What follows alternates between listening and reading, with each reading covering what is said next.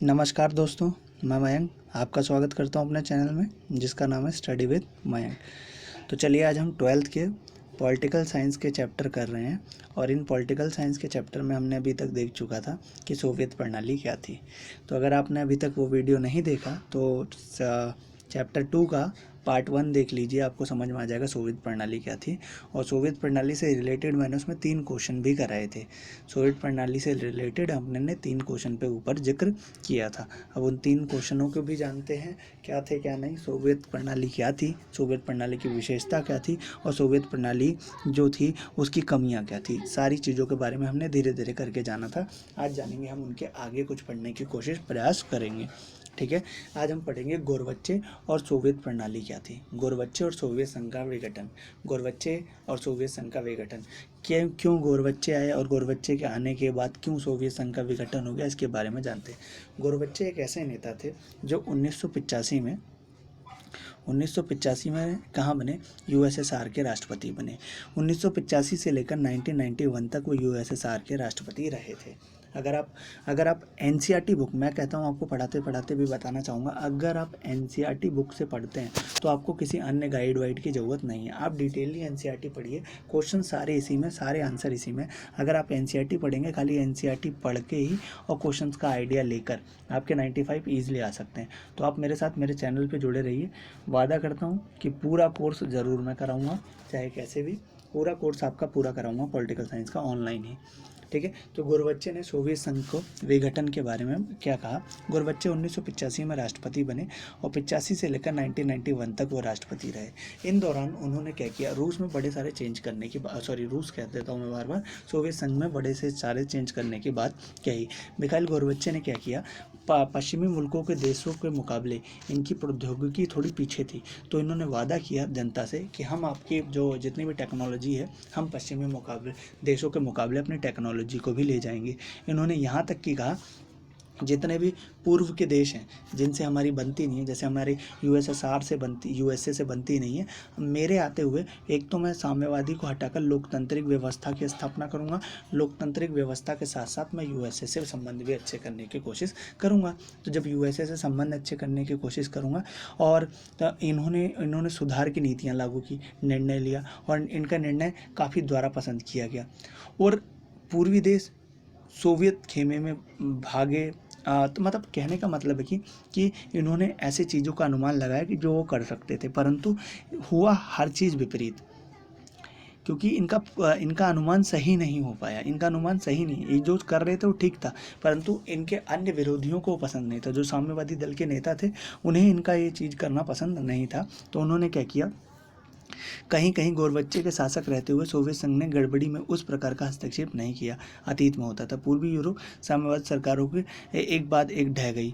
मतलब कहने का मतलब है जितने पूर्वी यूरोप के देश थे जो सोवियत संघ में शामिल थे, तो वो धीरे धीरे क्या करने लगे, उससे कटने लगे। कटने का मतलब होता है दूर होने लगे। दूर होने का स्पेशल कारण था कि वो ऐसी व्यवस्था को फॉलो करवाने की बात कर रहा था जिससे उनका विकास नहीं हो पा रहा था। अब क्या किया, जब ऐसा होने लगा तो लोकतांत्रिक की नीति चलाई और इन नीतियों में कम्युनिस्ट ने विरोध करना स्टार्ट कर दिया। और कम्युनिस्ट ने छोड़ो, धीरे धीरे पूरे जो यूरोप के लोग थे वो धीरे धीरे करके सबने क्या कर दिया, उन नीतियों में क्या किया, विरोध करना चालू कर दिया। अब जब नीतियों में विरोध होने लगा तो आप समझ ही सकते हैं, जब नीतियों में विरोध हुआ इसका मतलब बंदे का भी विरोध हो रहा है। तो 1991 में क्या किया गया, इनका तख्ता पलट हो गया। और तख्ता पलट हो गया तो कम्युनिस्ट पार्टी की, तो 1991 में इनका तख्ता पलट हो गया और कम्युनिस्ट पार्टी से जुड़े गर्मपंथी होने से बढ़ावा मिल गया।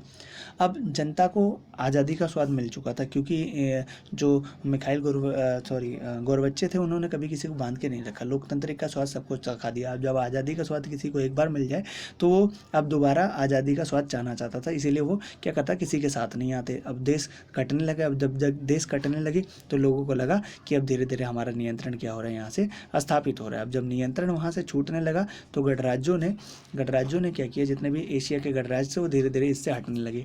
अब सत्ता का नियंत्रण प्राप्त करने के लिए जोर जबरदस्ती, समझते हो ना आप, आम चुनाव में एक बंदा था जिन्होंने जीत की उम्मीद की, क्या नाम था उसका, बोरिस एल्त्सिन था। तो आम चुनाव जीता और केंद्रीय नियंत्रण को मानने से मना कर दिया। विशेषकर सोवियत संघ ने उस हिस्सों पर अधिक यूरोपीकृत थे और अपने संप्रभु राज्य मानते थे। आश्चर्य रूप में मध्य एशिया गणराज्यों में अपने लिए आज़ादी की मांग की और सोवियत संघ के साथ रहना चाहते थे। सन 1991 के दिसंबर में क्या किया, सोवियत संघ ने एस्सेलिन के नेतृत्व में सोवियत संघ में 3 विशाल गणराज्य रूस, यूक्रेन और बेलारूस ने सोवियत संघ को समाप्ति का ऐलान किया। 3 बड़े राज्यों ने मिलकर, कौन था, रूस था, यूक्रेन था और बेलारूस। इतने सारी चीज़ें देखकर उनके मन में यही आया कि अब सोवियत संघ का विघटन कर दिया जाए और सोवियत संघ का विघटन करने के बाद उसको पूंजीवादी आधार पर डेवलपमेंट करने की बात की जाए, कि उसको भी पूंजीवादी व्यवस्था आधार पर डेवलपमेंट करने की बात की जाए। तो अब ये डेवलपमेंट तो होना ही था, इसमें कोई दो राय नहीं है कि डेवलपमेंट नहीं होगा, डेवलपमेंट होना ही था, डेवलपमेंट को कोई रोक नहीं सकता था। अब वो डेवलपमेंट धीरे धीरे होता गया। अब डेवलपमेंट में क्या हुआ, डेवलपमेंट में साम्यवादी राज्यों ने विघटन का ऐलान और मुक्त राज्यों को राष्ट्रकुल कॉमनवेल्थ ऑफ इंडिपेंडेंट स्टेट का गठन शेष राज्यों को, विशेषकर एशियाई गणराज्यों को बहुत अचंभित करने वाला था। ये लोगों का ऐसा था कि यार ये कैसे समाप्त हो सकता है, ये कैसे हो सकता है कि यूएसएसआर खत्म होगा, यूएसएसआर खत्म होगा, मतलब ये हो गया। अब लोगों को डर सताने लगा कि हम कहाँ जाएंगे, कहाँ रहेंगे। तो इस मामले में शीघ्र ही हल किया गया, जो डर सता रहा था इसे राष्ट्रकुल का संस्थापक सदस्य बनाया गया। किसे राष्ट्रकुल का संस्थापक सदस्य बनाया गया, जो आपका यूएस है। रूस को सोवियत संघ का उत्तराधिकारी बनाया गया और सोवियत संघ का उत्तराधिकारी जब रूस को बनाया गया तो रूस को ही जो आपका यूएनओ था उसमें सुरक्षा परिषद में उसे जगह मिली ताकि वो उत्तराधिकारी के रूप में काम कर सके। अब रूस के ऊपर दारोमदार आ चुका था सब कुछ। रूस ने अमेरिका के साथ निशस्त्रीकरण की संधि भी की और बहुत सारे कदम भी चलाए। सबका धीरे धीरे निपटारा करते हुए सबको निभाने के लिए अपना दायित्व रूस का था, सबका दायित्व रूस के पास आ गया और रूस ही अब क्या था, सोवियत संघ के खेमे का एक उत्तराधिकारी बन चुका था।